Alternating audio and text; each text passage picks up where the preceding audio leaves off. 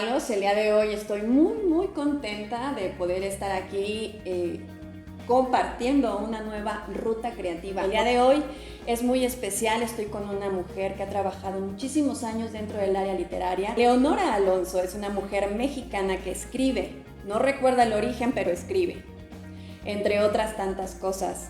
Lectora tardía, no pudo evitar la educación universitaria y en una tirada de dados se convirtió nominalmente en licenciada en filosofía. Ha publicado el libro Pensamiento, Palabra, Obra y Omisión, que en palabras de la doctora María Antonia González Valerio es un viaje por el amor y la muerte. Un viaje atropellado y pausado que se va haciendo en lentos estados, a veces muy breves, en los que toca con precisión el punto del dolor. Sentencias anudadas en donde abre pedazos de historias inconclusas, lo recorre haciéndolos y dándoles el sentido de una incesante preguntar. Forjada en la duda sistemática y el desasosiego, en los ideales románticos del ser escritor, Leonora escribe, entre otras tantas cosas. Actualmente Leonora es colaboradora de la revista digital deletereo.com y el portal de noticias lamejornoticia.com. Les quiero presentar a Leonora Alonso. Leonora. Hola Viridiana, ¿Cómo estás? Muy bien, muchas gracias por recibirnos en tu casa. Pues muchas gracias a ti por invitarme. Tu casa de infancia, ¿no? Sí, no, realmente aquí no crecí. Esta fue una casa que yo no viví. Yo viví en otras casas y ya cuando yo ya no vivía con mis papás se mudaron, ¿no? Pero sí es como que el lugar donde escogemos cosas porque es muy chiquito el lugar donde yo vivo. Mi infancia realmente empezó en casa de mis abuelos. Okay. En casa de mis abuelos, allá por la ciudad universitaria. Ahí empezó mi infancia, en Copilco. Ahí vivíamos mi mamá, mi hermano el mayor y yo, ¿no? Porque pues bueno, mi papá había muerto, entonces no, estábamos con mis abuelos paternos. Ahí empezó todo. Leonora, hay una pregunta con las que nos gusta mucho iniciar estos episodios de las rutas creativas y que es muy reveladora. A mí me da muchísima curiosidad siempre hacerla porque revela parte de la mirada del autor. ¿Quién es Leonora Alonso? Pues ok. Esa es como la gran pregunta, ¿no? Es una gran pregunta. Amo las preguntas por eso, ¿no? Porque siempre te llevan a detenerte y volver a preguntarte. ¿Quién es Leonora? Es algo que sí, en efecto me he preguntado mucho. Pues Leonora es una mujer, principalmente, ¿no? Es una mujer, es un ser humano que desde muy pequeña decidió que iba a escribir, ¿no? Que iba a escribir. Y en ese camino, bueno, pues Leonora se ha hecho muchas preguntas, se ha dado muchas respuestas y yo creo que en general, pues, es muy simple la respuesta, aparentemente, pero Leonora es una mujer que escribe. Es una mujer que escribe, que cría hijos. Eso en la actualidad es para mí algo muy importante. Sí me define mucho también en mi vida actual la crianza de mis hijos. Me ha puesto, pues me ha vuelto a hacer todas las preguntas, ¿no? Es eso, ¿no? También es porque mis hijos han pasado a ser parte de mí. O sea, realmente son parte de mí, parte de mi definición, la crianza de mis hijos. Entonces, además de escribir, además de querer expresar lo que pienso del mundo y una serie de cosas, pues está la crianza, que para mí es muy definitoria en mi vida, en estos momentos. Y desde el momento en que fui mamá, mi visión del mundo fue muy diferente, muy diferente.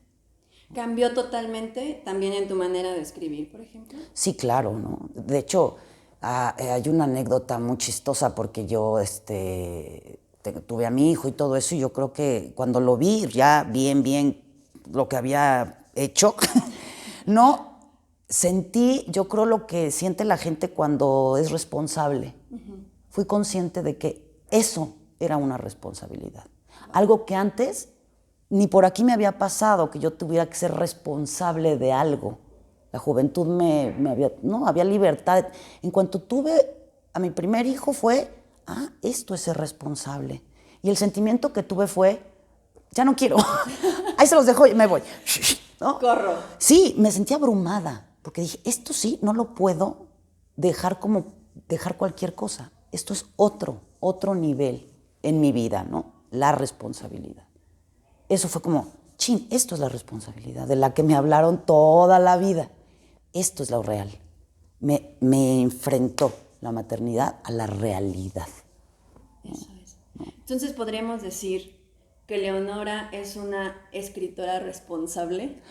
Trata, le cuesta muchísimo trabajo, muchísimo, pero trata de ser responsable ahorita no solo de los hijos, sino también creo que este momento es en el que más he asumido mi responsabilidad como escritora para conmigo misma. Eso es. O sea, ya es un momento en donde, Leonora, siéntate a escribir, cumple ya un objetivo claro de escritura, ¿no?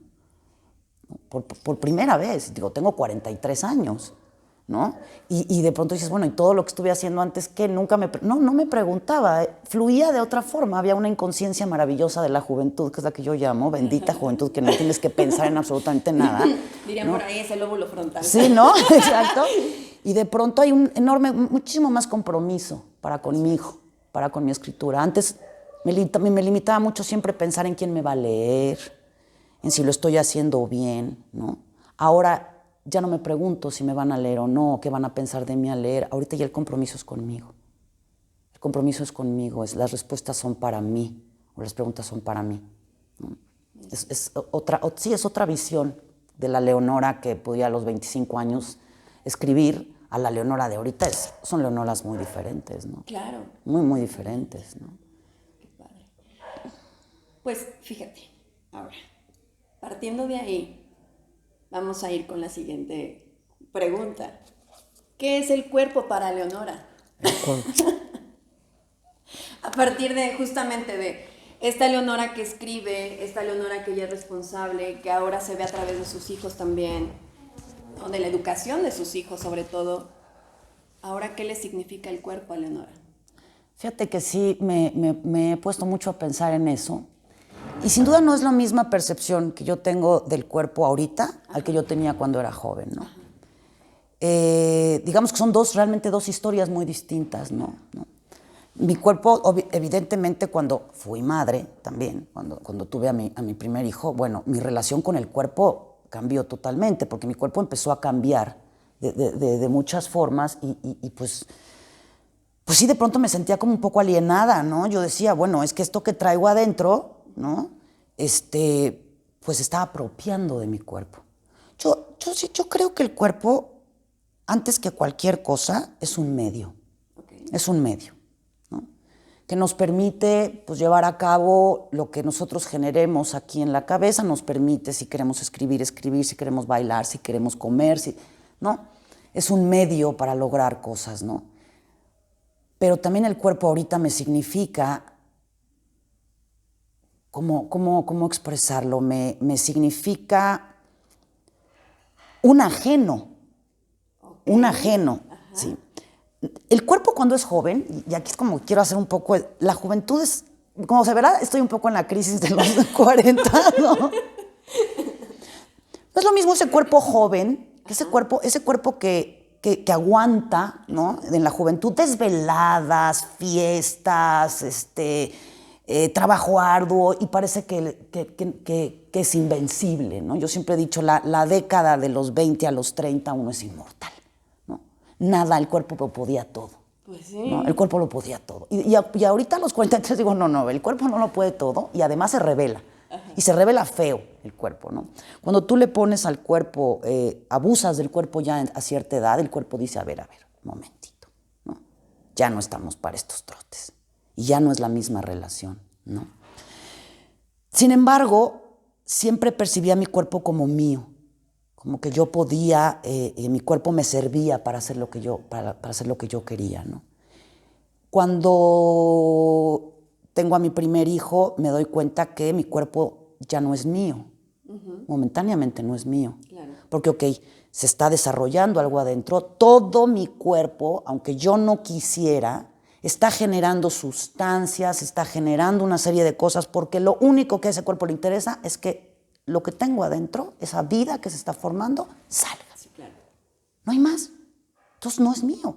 Y todavía nace el chiquito y se pega a ti y te dice, a ver, esos senos son míos, ya no son tuyos.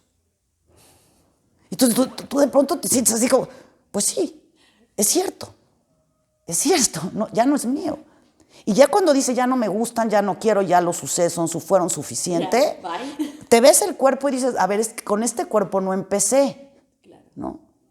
Entonces tienes que volver a aceptar ese cuerpo, que te costó muchísimo trabajo aceptar de joven, en mi caso. Por la educación que me daban aquí. En mi casa el cuerpo no era algo que tú pudieras hacer lo que quisieras con tu cuerpo, no, güey. Tu cuerpo no te lo podías andar toqueteando. Reglas, sí, no, claro. Ese cuerpo tenías además que guardarlo para cierto momento, cuando te casaras, ese tipo de cosas.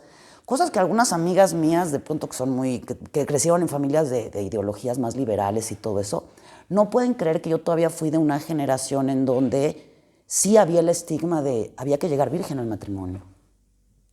O, por ejemplo, que este cuerpo no podías modificarlo, o tatuarlo, o perforarlo porque era un cuerpo prestado. Ah, por supuesto, ¿no? Claro, exactamente, ¿no? Y no podías tampoco tocarlo a tu ni dejar que lo tocaran tampoco. Claro. No, porque sí. ¿Cómo? Porque ese cuerpo era socialmente, tu cuerpo te iba a dar entrada a ciertos privilegios familiares, sociales y todo eso.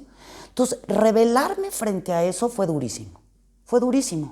Y cuando yo sentía conquistado el cuerpo, ¿no? Cuando yo decía, ya lo conquisté, ¿no? Ya sé cómo siente, ya sé lo que... Venga el embarazo y otra vez hay que volver a significar, a resignificar ese cuerpo. Un trabajo de identidad nuevamente. Otra vez, ¿no? Porque ya se cayó aquello, porque ya hicieron uso del otro, ¿no?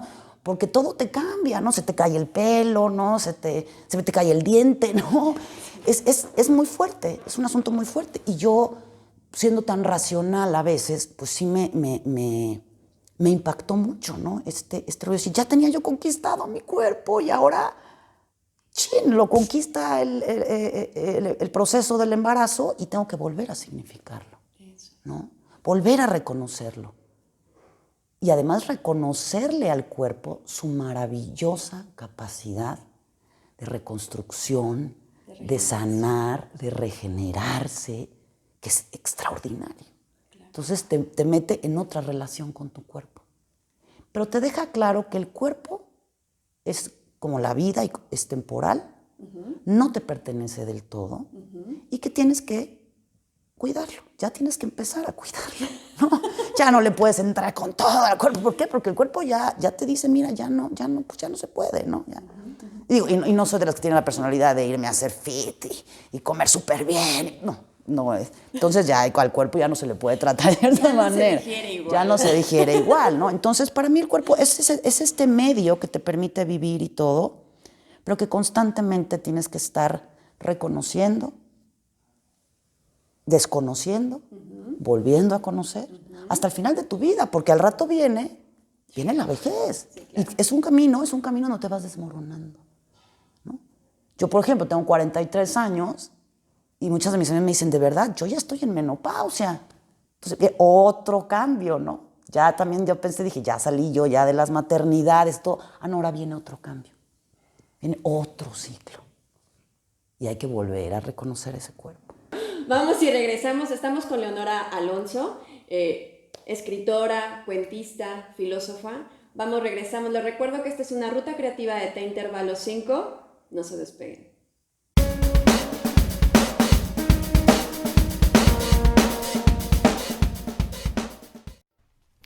El deseo de siempre. He decidido matarme.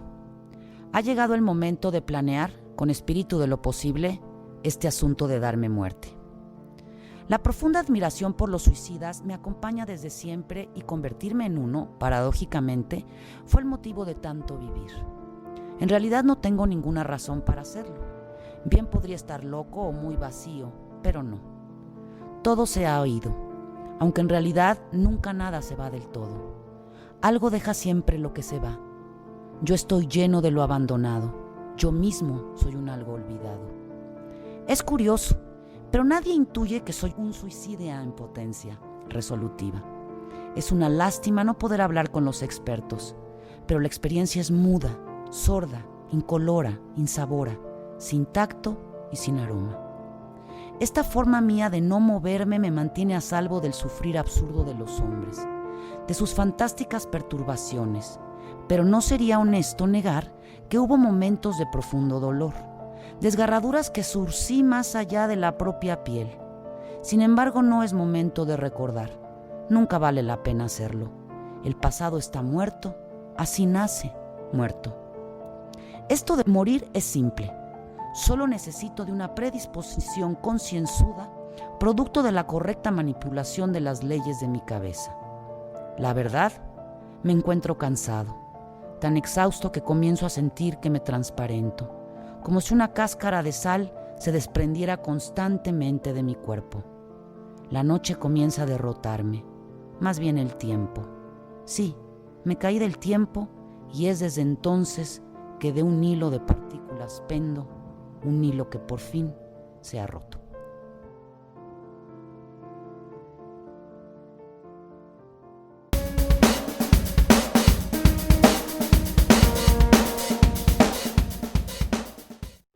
Estimados amigos de Té Intervalo 5, ya regresamos. Les recuerdo que el día de hoy estamos con Leonora Alonso, escritora, cuentista, filósofa, y es una mujer sumamente interesante de escuchar y de compartir. Oye, Leo, hay una gran curiosidad que me da, que es, digo, yo tengo por ahí anécdotas que me han llegado a contar.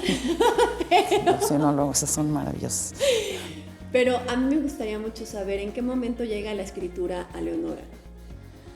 Fíjate que es bonita, bueno, a mí me gusta mi anécdota, ¿no? Mi historia, porque además ya me hice toda una historia, ¿no? Ya no sé si realmente fue así, pero te comentaba que yo viví los primeros años de mi vida, los primeros quizás 5 años los vivimos mi mamá, mi hermano el mayor y yo con mis abuelos, ¿no? Con mis 2 abuelos paternos. Y en esa casa había 2 máquinas de escribir que yo había descubierto, ¿no? Porque eso sí, era yo una niña que tenía una curiosidad por todo lo físico. Yo abría cajones, closets, cajitas, todo lo que, a ver qué hay aquí. Obviamente eso volvía loca a mi mamá y a mi hermano, ¿no? Y a mis abuelos también, porque siempre estaba yo. Yo sabía dónde estaba todo, lo de todos. De hecho, lo he definido como un talento, ¿no? Tengo un talento. Mamá, ¿dónde dejé las llaves? Están arriba en la butaca, bla, bla, bla. Pero desde muy chica yo sabía dónde estaba todo, porque yo quería saber qué había en cada cajita. Entonces descubrí estas máquinas de escribir que ya nadie usaba. Una gigante, creo que era una Smith Corona gigante, maravillosa máquina. Y una Baby Remington que había sido de mi papá. De las de Jack. Ándale, la Smith Corona era de esas, y la Baby Remington, pues una chiquita que venía en su de metal, que ahí tengo todavía, que la tengo que mandar a arreglar, okay, ¿no? La otra, mi mamá de pronto la regaló, y ahí empecé a escribir, a hacer como mis primeras cosas. Sin embargo, había algo que fue lo que me metió a la literatura y me hizo sentir en ese momento que la literatura iba a ser lo mío. Mi mamá hablaba de los escritores y de la literatura como algo extraordinario. Cuando tú escuchabas a mi mamá hablar de Ana Karenina, cuando la escuchabas hablar de Nora en Casa de Muñecas, cuando la escuchabas hablar bueno, es que mamá, de los rusos, de los existencialistas franceses, de los escritores que ella admiraba y todo eso, yo siempre tuve una enorme necesidad de que mi mamá me quisiera muchísimo más que a cualquier otra persona. Esa era mi necesidad y todavía creo que sigue estando ahí, aunque ya menos. Pero en ese momento yo la escuchaba y decía, híjole, admira muchísimo a los escritores. Y de ahí venía un poco también esto que comentábamos hace rato sobre mi visión romántica del escritor en la buhardilla francesa con la vela, la pluma, muriéndose de hambre pero escribiendo, ¿no? Entonces yo me imaginaba, yo decía, para que mi mamá me admire y me quiera, pues tengo que ser escritor. Tengo que escribir, ¿no? Entonces guardo mi primer cuentito que escribí en una de esas máquinas, que es una esquelita así chiquita, ¿no? Es un textito a máquina lleno de faltas de ortografía, maravilloso, maravilloso. Pero lo chistoso de esa bueno, no sé si chistoso, lo interesante de esa notita, porque estaba yo muy chica, realmente habré tenido no más de 7 años, cuando la escribí, era la historia de una mujer que se descubre enferma, va al médico, se va a morir, tiene una enfermedad terminal, decide despilfarrar todo el dinero que tiene, no avisarle a sus hijos y morir sola. Wow, ¿a los 7 años? A los 7, 8 años, sí. Wow. ¿No? Y eso lo descubrí hace unos años, ¿no? Cuando releo ya desde ahí venían como los temas que a mí ya me habían marcado desde muy pequeña. Desde la muerte de mi papá, que yo no lo conocí, a mi papá biológico no lo conocí, él murió antes de que yo naciera. Por un lado era eso, ¿no? El que hubiera una ausencia, ¿no? Ya a priori, ¿no? Tú naces y ya hay una ausencia, ya hay una falta, ¿no? Por un lado, ¿no? Relacionada también directamente con la enfermedad. Una niña que también quizás toda la vida se sintió muy sola, ¿no? Entonces, esos eran los temas. Ya desde pequeña, los temas se decidieron, ¿no? La muerte, la enfermedad, la soledad, la angustia por la existencia, ¿no? Ya desde chiquita estaba yo ahí. Entonces, ese fue como mi inicio. Y lo que me ayudó, o lo que fue mi gran compañía durante toda mi vida, fueron 2 cosas. Los libros, la literatura, porque una vez que yo empecé a leer tarde, porque tenía yo problemas de concentración, entonces no pasaba yo de las primeras páginas. Una mente muy rápida. Sí, y en una familia donde tenías que leer, o sea, no podías que no leías, no, había que leer, porque el que no leía estaba mal, era un idiota, bla, bla, bla. Entonces había mucha presión intelectual en mi familia, o sea, sí tenías que leer, y pues yo no me concentraba, me costaba mucho trabajo concentrarme. Entonces realmente empecé a leer ya bien en forma cuando descubrí que realmente leer estaba padre, porque además todo lo que me dejaban en la escuela, a mí verdaderamente o sea, yo decía, ¿de verdad la Celestina en segundo de secundaria? ¿De verdad? Vamos a leer la Celestina en segundo de secundaria. O sea, no es posible, ¿no? O sea, no pasaba yo 2, 3 páginas, ¿no? En cambio, un día, y eso sí es una anécdota, y me acuerdo muy bien, cuando fue que empecé realmente a leer y dije, la literatura sí está padre. Una tarde, me acuerdo, que estaba yo muy aburrida, pero muy aburrida, de que no hallabas qué hacer ni nada. Entonces me habían dejado en la escuela una obra de teatro de Alejandro Casona que se llama Los árboles mueren de pie. Sí. Pero la obra esa no me llamaba la atención, como que la veía, yo decía, pero el libro que yo tenía, Porrúa además, venía con otra que se llamaba Prohibido suicidarse en primavera. Entonces cuando leí el título, dije, ese puede que esté bueno. Y me senté, me acuerdo, en la sala, me llevé una cobijita y empecé y no acabé, no terminé, no me paré hasta que terminé la obra de teatro.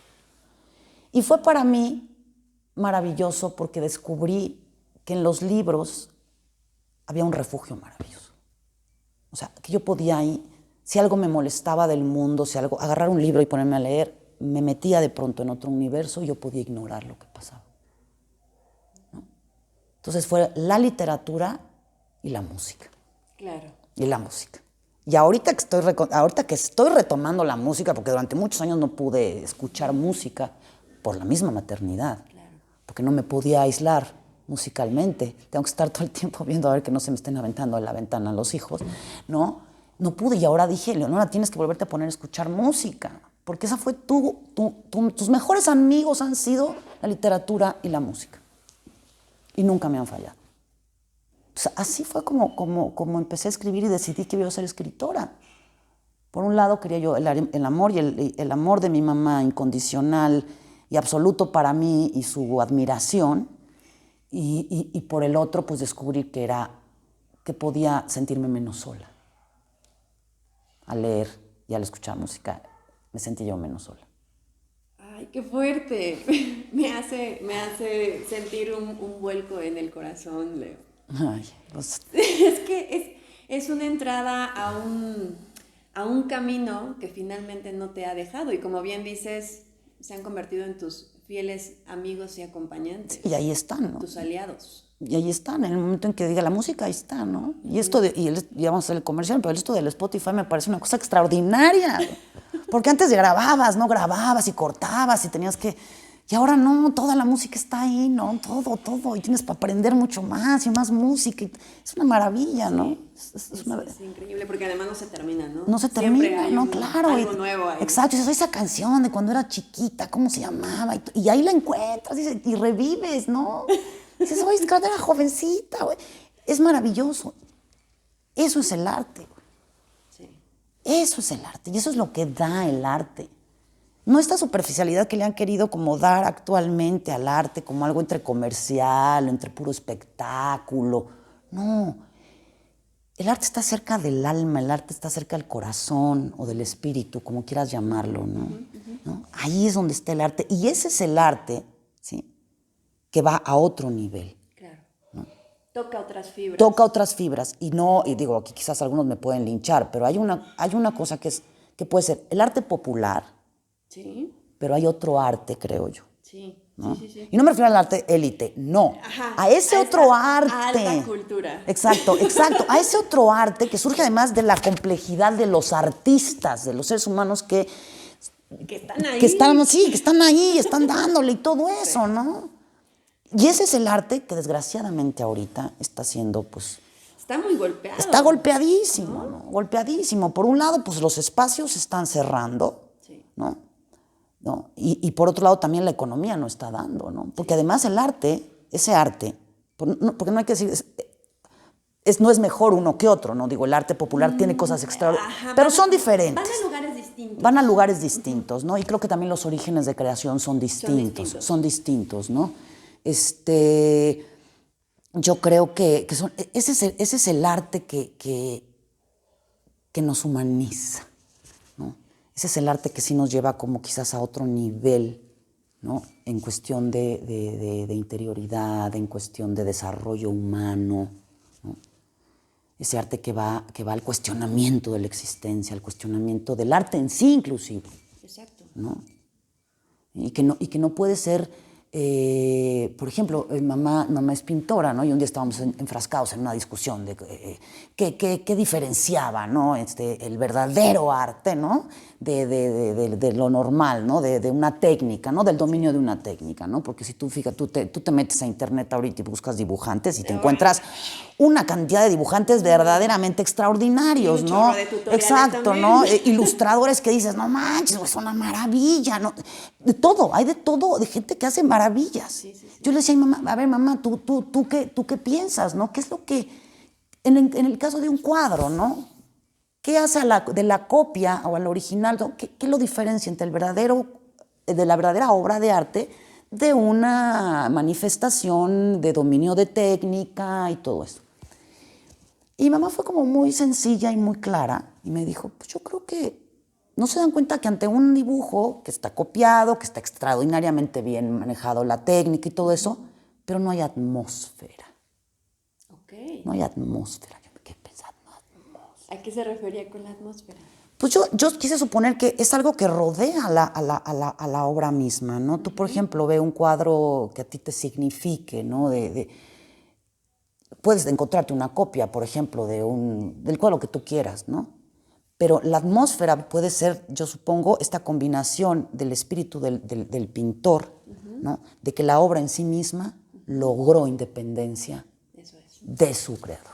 Adquirió su propia vida. Adquirió su propia vida. Y eso se da no solo en la pintura, no solamente en la literatura, no solo en se da en todas las artes. Cuando, independientemente del escritor, independientemente de la bailarina, independientemente del pintor, por sí mismo obtuvo existencia.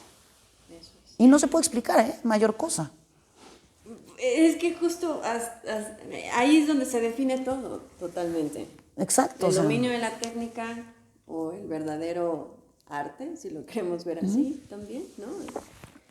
Claro, y no es que sea menos. No.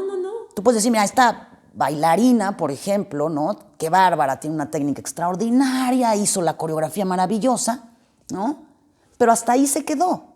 Hizo un buen performance en ese sentido. Pero quizá llega otra que no tenga tan buena técnica, pero logró transmitir otra cosa. Otra cosa. Que no aprendió quizás en la academia, que fue algo que ella como bailarina en sí misma logró y que no se va a poder reproducir, porque una vez que termina su es que eso es lo ahí que quedó. Es efímero. Exactamente, ¿no? también. Ocurre un momento y luego ya se pierde. Y justamente para allá es justo a donde quiero comenzar a acercarme. Hay detrás de tus ojos, de una manera, si quieres, muy filosófica o muy en la poética de... Cuando escribo, actualmente ahorita cuando escribo, lo siento como un refugio.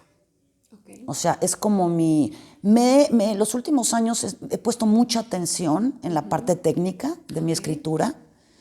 De hecho, con mi esposo de pronto tenemos un poco esas discusiones porque me dice que de pronto soy muy romántica al respecto de eso, ¿no? Que quiero escribir bien, ¿no? Y quiero que un texto tenga calidad de escritura, ¿no? Por ejemplo, este escritor Ricardo Garibay, que fue un escritor probablemente muy incomprendido, de los grandes genios, yo creo que de la literatura mexicana, que no se le ha dado el valor que tiene.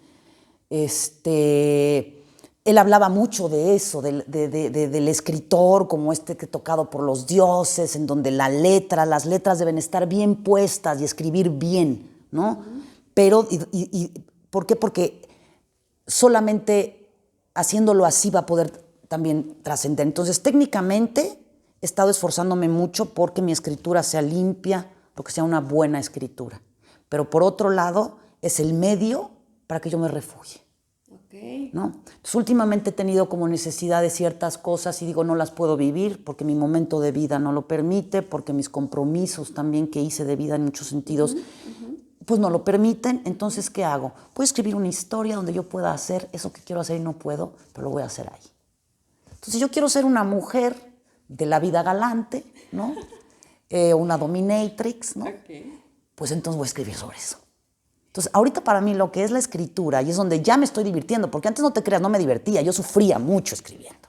O sea, yo escribir era el azote, o sea, azotarme, dolerme, ¿no? Porque tenía yo que expresar. Y actualmente no, actualmente mi escritura me divierto porque estoy creando un personaje en el que me estoy metiendo y estoy viviendo esa vida que no puedo vivir, que es un poco la visión que tiene Mario Vargas Llosa de la literatura, ¿no? Es vivir esas otras vidas que no podemos vivir. Y entonces ejerce un papel como de actante, ¿no? O sea, es una especie de actriz que está interpretando un papel y eventualmente, bueno, ya comienza a proyectar ese universo que está habitando, claro, ¿no? En el papel. Claro, claro. Y de hecho es bien divertido porque soy la directora de todo, soy la guionista, claro. yo visto al personaje, escenógrafa, todo, ¿no? Entonces sí me divierto muchísimo. Y en encontrar verosimilitud, ¿no? Porque tienes que buscar que ese universo que estás creando sea verosímil, ¿no? Pues es una diversión extraordinaria, ¿no? Porque todo lo que se me ocurre, dices, pues ahora voy a ponerle esto, y no, ya no me gustó aquello. Entonces, en vez de que engañe al marido con mejor con este, ¿no? Pero que también el marido la esté engañando y no sepa, ¿no? Entonces me entretengo muchísimo. Y sí cuido que la forma, para mí es importante en literatura, sea buena. Probablemente, digo, ahorita pienso eso, ¿no? Que es un momento en tu vida creativa en donde pueden cuestionarse las dos, ¿no? Sí. Tanto la técnica como toda esta otra parte que tiene que ver más con una relación de entrega, ¿no? Ándale, sí. Y como una relación también yo le llamo como un sino, como una marca, ¿no? Como este estigma, ¿no? De que yo no pude haber hecho otra cosa. Claro. Yo siempre digo, yo nací así, ¿no? Probablemente sí podría haber hecho otra cosa, pero yo me determiné a que para mí no tengo de otra. A mí me tocó nacer con el estigma de ser escritora y no puedo hacer otra cosa, ¿no? Pero sí, pues sí, actualmente es mi refugio, es mi gusto, una de las formas también de volverme a definir, de volverme a resignificar, ¿no? Constantemente, ¿no? Y no me quiero casar con ninguna idea, no quiero. Actualmente Creo que la mejor manera de que me relacione con el mundo y con la literatura y con el arte y todo eso es con la mente más abierta posible, ¿no? Con la mente más abierta posible. Y eso es lo que para ahorita está haciendo la literatura para mí. No estoy pensando no necesariamente en publicar o no necesariamente en mostrar lo que escribo, que eventualmente se hará, pero es más que yo esté contenta, que yo logre lo que me he propuesto a lo largo de toda la vida, que es escribir bien, porque sí me interesa escribir bien, porque nadie habla de escribir bien, ¿no? Nadie habla de escribir bien. O sea, nadie. A mí me interesa escribir bien.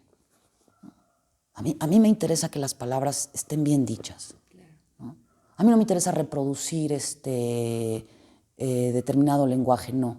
A mí me interesa hacer mi propio lenguaje bien escrito, una historia bien contada. Por eso te decía yo que, bueno, obviamente no es humilde, pero si me dices como que qué novelita te gustaría escribir, bueno, no, novelas como El túnel de Ernesto Sábato, que dices, no manches, ¿cómo le hacen estos escritores para escribir esto? ¿No? Sí. O Marguerite Yourcenar en el Alexis, en el Tratado del Inútil Combate, dices, Dios mío, ¿cómo esta mujer lograba esto? ¿No? Y la entrevistan a Marguerite Yourcenar y ves, dices, es una señora con su chalinita aquí, y que escribió una de las obras más significativas, extraordinarias de la historia, que son Memorias de Adriano, ¿no? Eso me interesa. En ese sentido sí soy como elitista, sangronzona, ¿no? Y quizás sea una pose, pero me interesa que escribir bien. Y si lo que puedo decir en esa escritura correcta y todo eso es significativo, logra verosimilitud, pues qué mejor, ¿no? Pero sí decidí ser escritora, pero no cualquier escritora. Claro. O sea, sí quiero ser en su momento que digan, mira, esto sí está bien, ¿no? Mira, sí le atino, ¿no? Y además soy obsesiva, ¿no? De pronto me puedo pasar en un parrafito moviéndole puntos y comas y todo eso un rato. Pero también he aprendido a pasar al siguiente párrafo. Porque de pronto, no sé si les pasa a otros artistas, pero de pronto esa obsesión, ¿no? Por la perfección, pues es también un autosabotaje tremendo. Porque nunca vas a poner la perfección, no vas a avanzar. Nunca vas a avanzar del primer párrafo. Si estás queriendo el párrafo perfecto, no, la perfección no existe, ¿no? Entonces también parte de la madurez que uno va adquiriendo es, hasta aquí quedó bien el parrafito, pasa al siguiente, para que termines, porque si no te vas a quedar ahí y nunca vas a escribir nada, ¿no? Parte de. Eso es. Oye, y además, ahorita que comentabas esta última parte también, me parece importante, hay una, se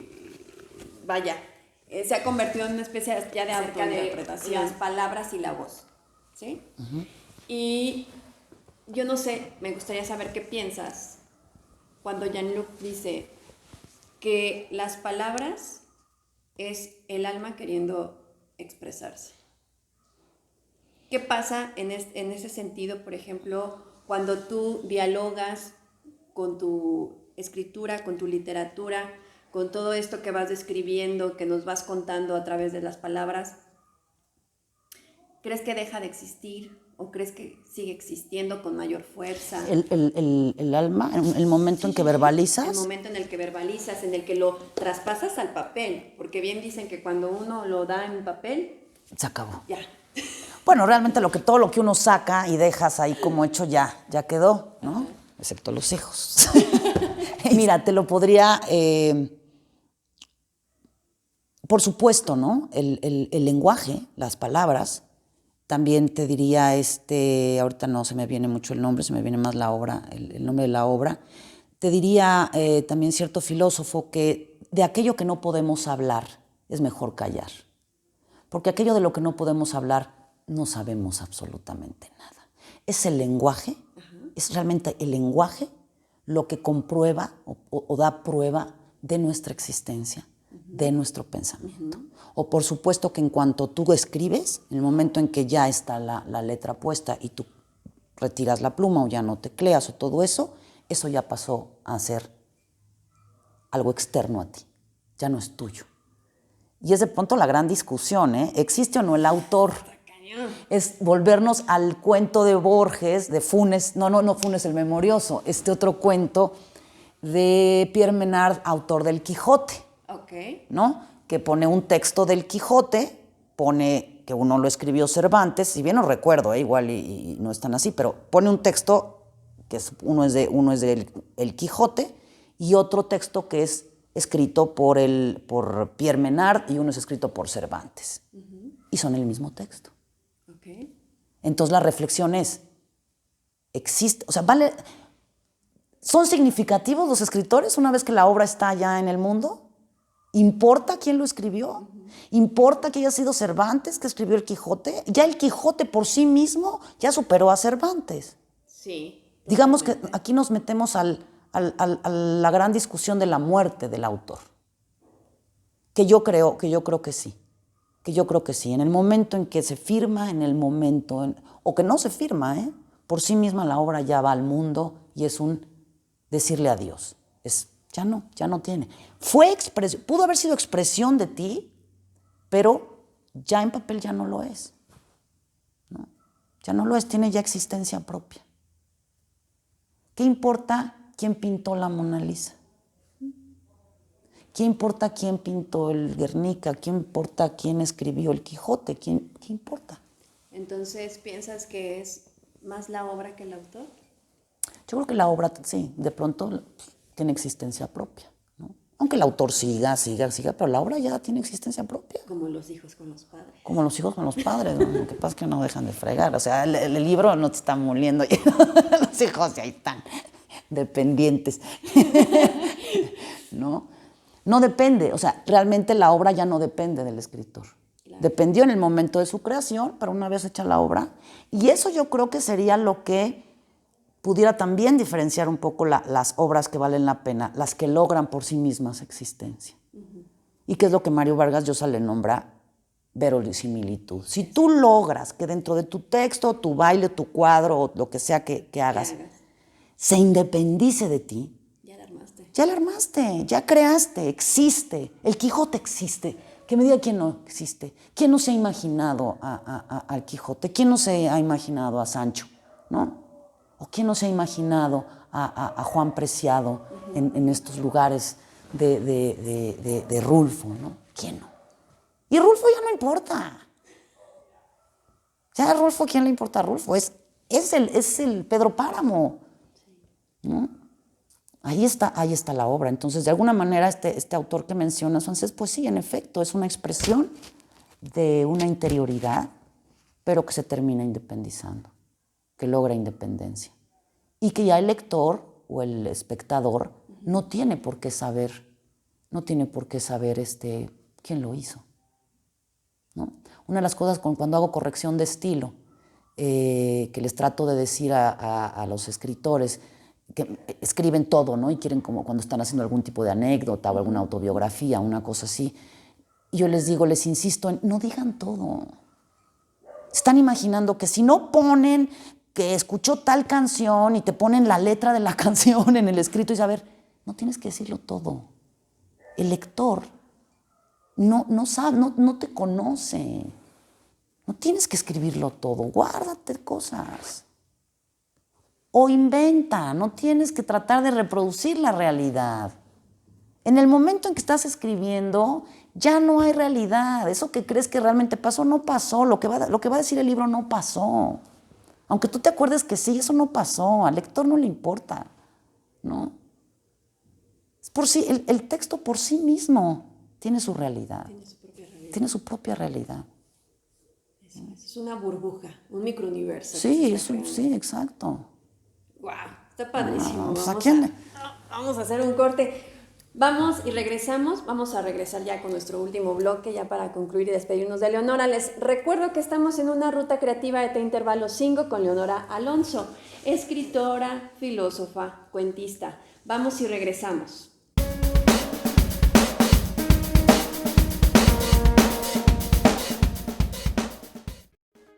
Estimados amigos de T-Intervalo 5, regresamos a esta ruta creativa con Leonora Alonso, escritora, cuentista, filósofa. Oye, Leo, ¿tú qué podrías decir o podrías sugerir a chicos o chicas, ya con este lenguaje inclusivo? Claro. Que desean que sueñan, que aún tienen la visión de este escritor romántico, fuera como de esta dimensión digital de nuestro año 2020, ¿no? ¿Qué les podrías sugerir? ¿Cómo iniciar? ¿Cómo comenzar a caminar en esta ruta de creación hacia el área literaria? O bien, no propiamente hacia el área literaria, sino cualquier tipo de arte que de alguna manera pues, se ha convertido en pasión para ellos. Pues lo primero es que lo hagan, que tengan el valor de decir, voy a hacer esto, ¿no? En el caso de la escritura, pues escriban, lo que sea que escriban, escríbanlo. Si están iniciando, si son muy jóvenes, agárrense una libreta y una pluma. Creo todavía en el ejercicio de la escritura con lápiz y mano como un trabajo también interno, ¿no? Como inicio, yo diría escriban. Si quieren bailar, bailen. Si quieren correr y ser atletas y todo eso, háganlo, ¿no? Pero sean conscientes de lo que va a implicar la apuesta por una actividad artística o por una actividad que requiera toda la disciplina del mundo y que toda disciplina requiere sacrificios, ¿no? Porque de pronto también estamos como en una época en donde, no, como que la disciplina no, y como que la inspiración, ¿no? Te llega y chin, el que tuvo éxito fue porque pues, le tocó y porque su personalidad. No. Yo creo que hay que volver a tomar en cuenta que para todo buen resultado, y no me refiero a un resultado ni comercial ni exitoso en los términos que lo entendemos como éxito es dinero, ¿no? Y eso no, sino para que se logre llegar a algo que satisfaga, que cubra esa necesidad de llevarlo a cabo, hay que pensarlo como disciplinas que conllevan sacrificios. Y no tener miedo. No tenerle miedo al mundo, ¿no? De toparse con élites y de toparse con gente que tiene también más chances de entrar a ciertos medios por familiares, por influencias, por lo que sea. No, hay que entrarle. Entonces, si quieren escribir, escriban. Lo primero es escribir y siempre estar abiertos a que siempre se puede aprender más. Una de las últimas cosas que yo he estado viendo es que la gente ya no quiere aprender. Se llega a un punto en la vida en donde ya no quieres aprender. Ya no quieres. Como que dan por hecho que ya lo que saben, lo saben, eso les sirve y eso está chido. Y lo que hemos visto ahorita, que nos hemos tenido que encerrar, y de pronto descubres que hay maestros de 55 años que tienen muchísima mayor capacidad de aprendizaje que los jóvenes. Está cañón. ¿No? Que dices, qué bárbaros. Ellos no nacieron con computadoras y están aprendiendo. Y ves jóvenes que se niegan, que no quieren. Es un momento coyuntural, ¿no? En nuestra Sin época. duda. En donde finalmente, bueno, eso es una idea personal y muy probablemente no solo mía, sino de muchas personas, que es un momento en donde uno se tiene que hacer responsable de su propia formación y de su propio conocimiento. Exactamente. ¿No? Claro. Entonces, pues sí, ahorita yo creo que nunca en la vida había habido tal cantidad de posibilidades de aprender oficios, cosas, y además gratuitas, ¿no? Tú te metes a YouTube y tienes, ¿qué quieres aprender? Piano, guitarra, cantar, a bailar, a escribir, lo que quieras, y de gente muy capaz. Sí, claro. Pero la gente no aprende a ese ritmo, no quieren. Da miedo. Aprender da miedo, cambiar las formas de concebir el mundo da miedo. Siempre nos es más fácil decir, el mundo tiene la culpa, el mundo no me lo permite, ¿no? La circunstancia es tan terrible que no puedo más que reaccionar de esta manera. Y yo creo que es la peor forma de sabotear el desarrollo de cada quien. Yo ahorita estoy en como que en ese trabajo, es abrir mi mente y es aprende. Te comentaba hace rato que yo nunca me dediqué a la docencia. De alguna manera yo sentí que para dedicarme a la docencia, en donde yo me hubiera gustado quizás dar clases en la universidad, iba yo a tener que cumplir con una serie de requisitos con profesores y el medio que yo no estaba dispuesta. A andar tras ningún investigador, ni levantarle la maleta a ninguno, relacionarme emocionalmente con otro. No estaba yo dispuesta a eso. Entonces, pues no entré. Y ahorita la vida, porque así es la vida, de pronto, yo nunca pensé ganar un peso por la filosofía. Un peso. Y de pronto estoy dándole un taller a 2 niñas extraordinarias de Guadalajara, una de 12 años y una de 14 años, de escritura creativa y filosofía. Wow. ¿No? Sí. Y yo decía, pero nunca he dado clases. Cuando me pidieron que si quería ayudar al taller y todo eso, yo dije, pero yo nunca he dado clases, ¿no? ¿Qué voy a hacer? ¿Cómo les voy a...? Y me atreví y di las clases y estoy fascinada. Pero me moría de pánico porque dije, chin, tengo que hacer tengo que hacerlo por video. Y chin, no sé compartir los documentos. Decía, chin, voy a salir como estos videos que han saliendo ahora en Facebook y todo eso del que está ahí el profesor ahí como chango ahí, que no sale con la computadora, ya avienta el teclado. Me moría de miedo. Yo antes de la clase con una de mis alumnas temblaba, sudaba, decía, chin, a ver si no... Cuando me dijo la mamá que estaban muy contentas, que querían seguir tomando el taller, que realmente es un taller meramente para que logren aclarar su mente, puedan escribir lo que ellas quieran a futuro y se enteren un poco las respuestas que han dado algunos hombres y mujeres en el mundo, eso es todo. Pero dices tú, si yo no me abro, si yo ante el miedo digo, no, yo no soy docente, yo eso no me dedico, mejor le paso la estafeta a mi esposo, que él sí es docente de toda la vida y que... Pues yo me pierdo la oportunidad. Claro. ¿No? Entonces, superado un poco el miedo, que me duró como 3 clases, 3 semanas siguientes, cada que iba a tener las clases era sudar, era estar ansiosa, a ver si preparé bien la clase, ¿no?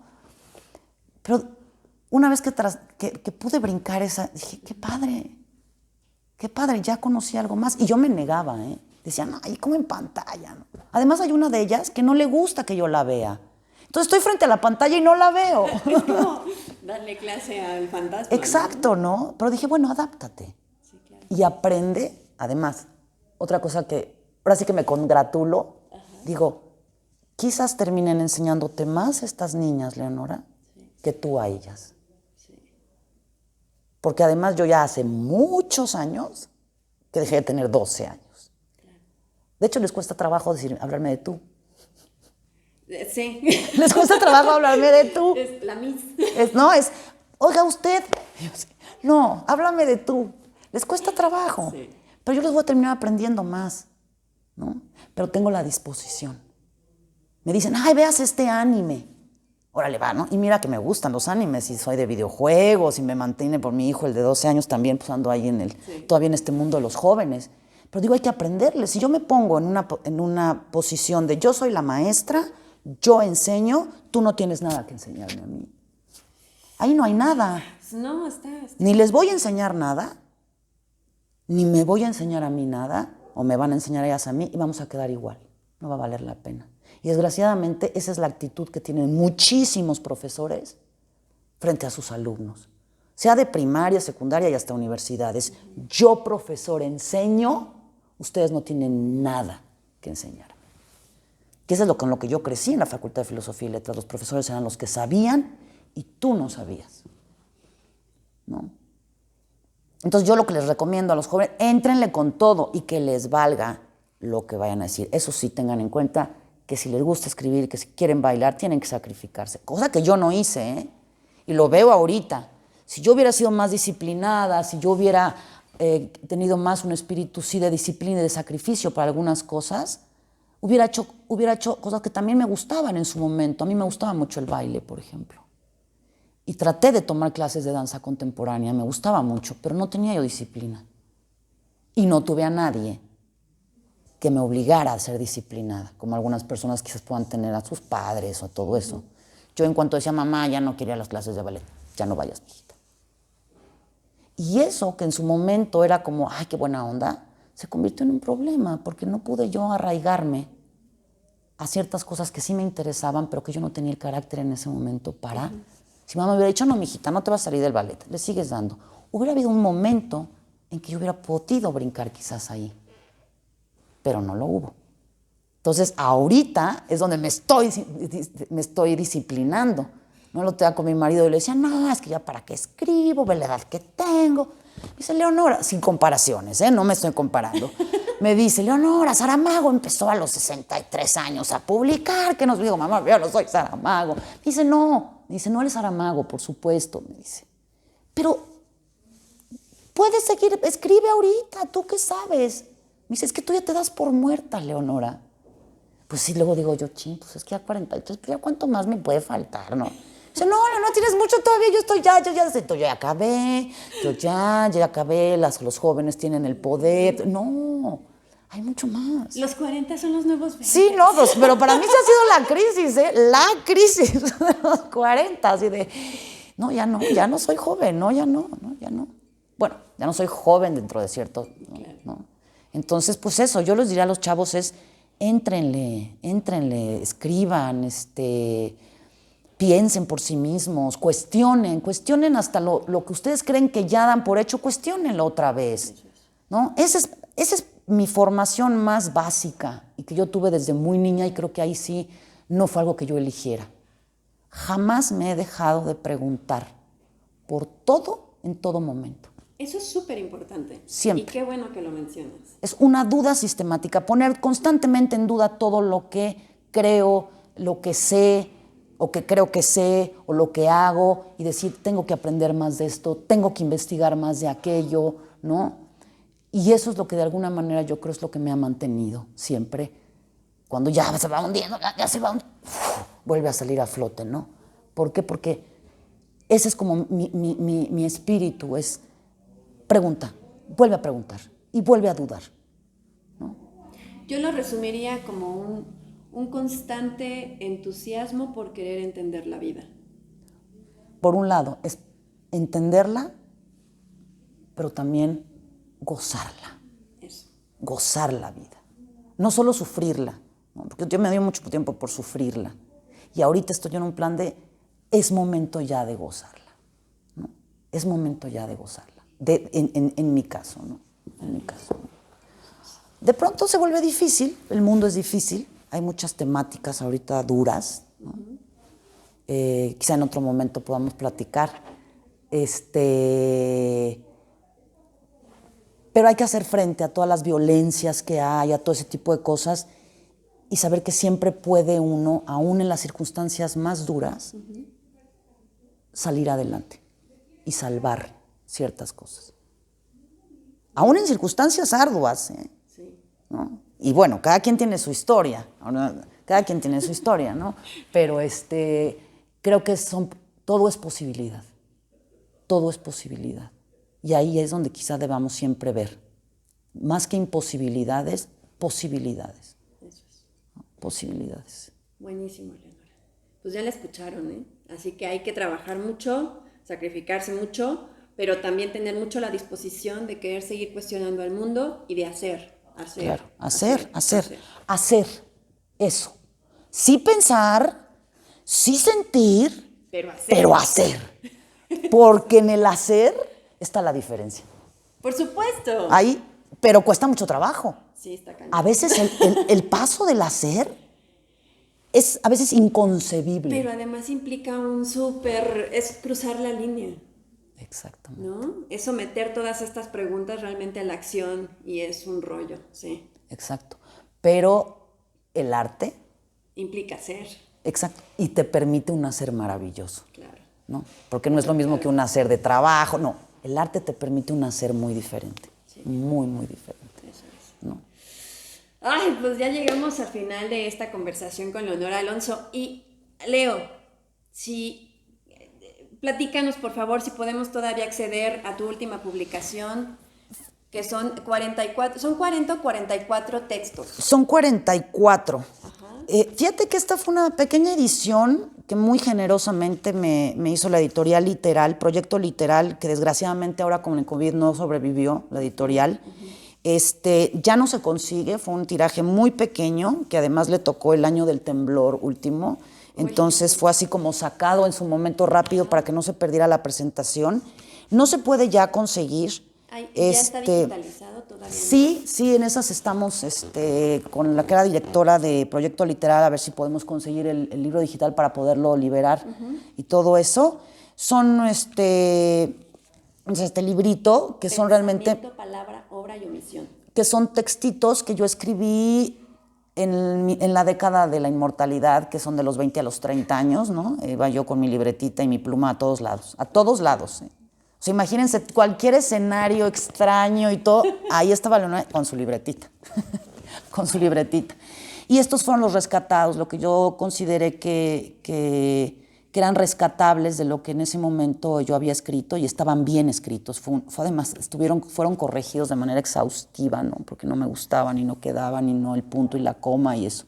Entonces, esta es una única publicación que tengo, inicial, que, bueno, trataremos de que se digitalice, bueno, ya está digitalizada, que se libere el texto en internet, que te aviso, todo eso. Sí. Y hay algunas cositas en deletereo.com, que es un portal donde se hicieron algunos, con otros escritores e ilustradores, un proyecto. Hay cuentos cortos tuyos, ¿no? De hecho, hay muchos, ahí hay más de 50 cuentos cortos míos que van enlazados a una ilustración. Trabajábamos, te daban una palabra y ya fuera que primero trabajaras sobre la ilustración y tú hicieras el texto, o tú hacías el texto sobre la palabra y luego llegaba el ilustrador y lo hacía, ¿no? Googleenlo, deletereo.com, y ahí van a encontrar toda una semblanza de Leonora y eventualmente pues un listado bastante amplio de diferentes textos escritos por ella. Que son, las temáticas como que siguen siendo un poco las mismas, aunque bueno, la palabra sí condicionaba un poco el texto, pero mis temáticas siguen siendo la existencia, la enfermedad, la muerte, las decisiones, las malas decisiones, las dudas, todo eso, ¿no? Pero ahí están. Y fue un trabajo muy bonito, porque además los ilustradores a veces se lucían, entonces ya no sabía yo qué era más bonito, si el texto o la ilustración, ¿no? Sí, hay ilustraciones que sí. Que están muy, muy padres, ¿no? Oye, Leo, y si por ejemplo hay alguien que quisiera contactar más de cerca contigo, preguntarte si das, no sé, talleres en Ciudad de México, ahorita que ya le estás entrando a la docencia, o simplemente quieres saber acerca de la digitalización del libro de pensamiento, palabra, obra y omisión, pues mira, ¿dónde podemos encontrarte? Tengo mi Facebook, que es un Facebook privado, como Leonora Alonso, y ahí por mensaje me mandan mensajes y los contesto y todo eso. No tengo otras redes sociales, me he negado, aunque creo que estoy a punto de abrir algunas por ahí, por algunos proyectos que estamos haciendo también de literatura y algunas cosas también ahí de ventas para la sobrevivencia en estas épocas. Pero Leonora Alonso ahí en Facebook, digamos que me encuentran fácilmente, a mi correo electrónico, que es leonoraap@gmail.com. Y son esos dos medios básicamente, ¿no? Si quieren algunas cositas, salen algunas pocas cosas de mí, hay alguna intervención que hice en algún coloquio en la facultad, que está por ahí, que es chistosón por el tipo de conferencia que di. Pero nada más con mi nombre, Leonora Alonso. Si ponen Leonora Alonso Facultad, Leonora Alonso, salen ahí las cositas que de pronto en las que he participado. Buenísimo. Pues Leo, muchísimas gracias por habernos recibido en este espacio. A ti, Viridiana, por haberte dispuesto para poder compartir y dialogar acerca de los haceres de la escritura, la literatura y el cuerpo. Ha sido un gran placer.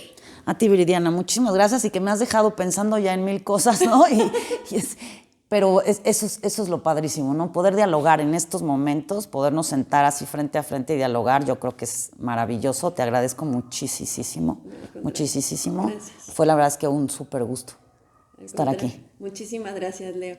Pues les recuerdo, ella fue Leonora Alonso, escritora, cuentista, filósofa, una estupenda escritora que, bueno, si pueden, googleen el libro Pensamiento, Palabra, Obra y Omisión, editado en 2017. 2017 por Proyecto Literal. Proyecto Literal. Y pues bueno, también pueden ahí googlear y saber un poquito más de ella.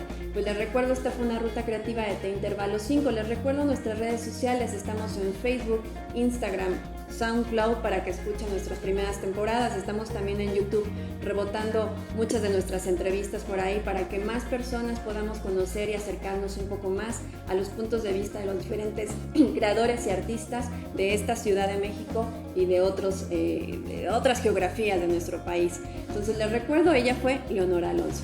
Muchísimas gracias, Leo. Gracias a ti, Viridiana. Nos vemos pronto.